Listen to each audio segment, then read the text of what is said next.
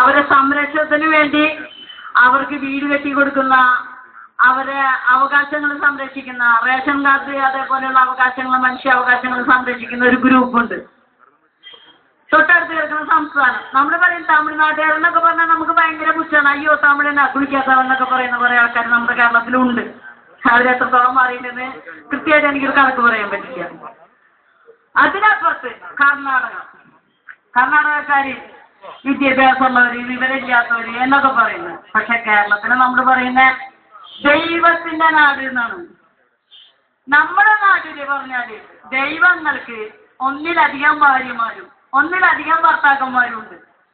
ഉദാഹരണം കുന്തി, പാഞ്ചാലി. പെണ്ണുങ്ങളിലേക്ക് പോവാം, ആണുങ്ങൾക്ക് ഒന്നിലധികം ഉണ്ടാവുന്ന പുതുമയൊന്നല്ല. ഇതൊക്കെ ഉണ്ടായിട്ടും ഒരു ലൈംഗിക തൊഴിലാളി എന്ന് പറഞ്ഞ പേര് ഒരു 10-12 വർഷത്തിന് ഇപ്പുറം ഞങ്ങൾക്ക് ചാർത്തി കിട്ടിയൊരു പേരാണ്. സത്യം പറഞ്ഞാൽ വേശ്യ എന്ന് പറയാനാണ് ഞാൻ ഇഷ്ടപ്പെടുന്നത്. വേശ്യ എന്നുള്ള വാക്കിന് നല്ല അർത്ഥമുണ്ട്. വശീകരിക്കാൻ കഴിവുള്ളവൾ വേശ്യ. വേശ്യ എന്ന് പറഞ്ഞാൽ വശീകരിക്കാൻ കഴിവുള്ളവൾ വേശ്യ. ആ വാക്കിന് ഞാൻ ഇപ്പോഴും നെഞ്ചിലേക്ക് നടക്കുന്ന ആളാണ്. കാരണം 35 വർഷമായിട്ട് ഒത്തിരി പേരെ വശീകരിക്കും. കേരളത്തിന്റെ അല്ലെങ്കിൽ നമ്മുടെ ഇന്ത്യയുടെ അല്ലെങ്കിൽ ലോകത്തിന്റെ ലൈംഗിക ദാരിദ്ര്യം കണ്ണിൽ കണ്ടറിഞ്ഞ ആളാണ് ഞാൻ. അതുകൊണ്ട് വേശ്യയായി നിൽക്കാനാണ് എനിക്കിഷ്ടം. വേശ്യയാണ് ഞാൻ.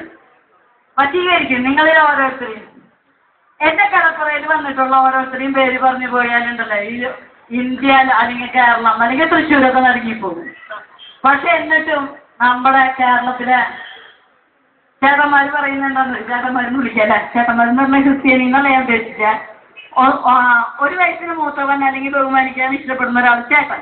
അവർ പറഞ്ഞ എന്താണെന്നറിയോ, ഞങ്ങൾക്ക് ലൈംഗികതയേ ഇല്ല, ഞങ്ങൾ ഭാര്യകൾ മാത്രമേ അടുത്തേ പോവുള്ളൂ.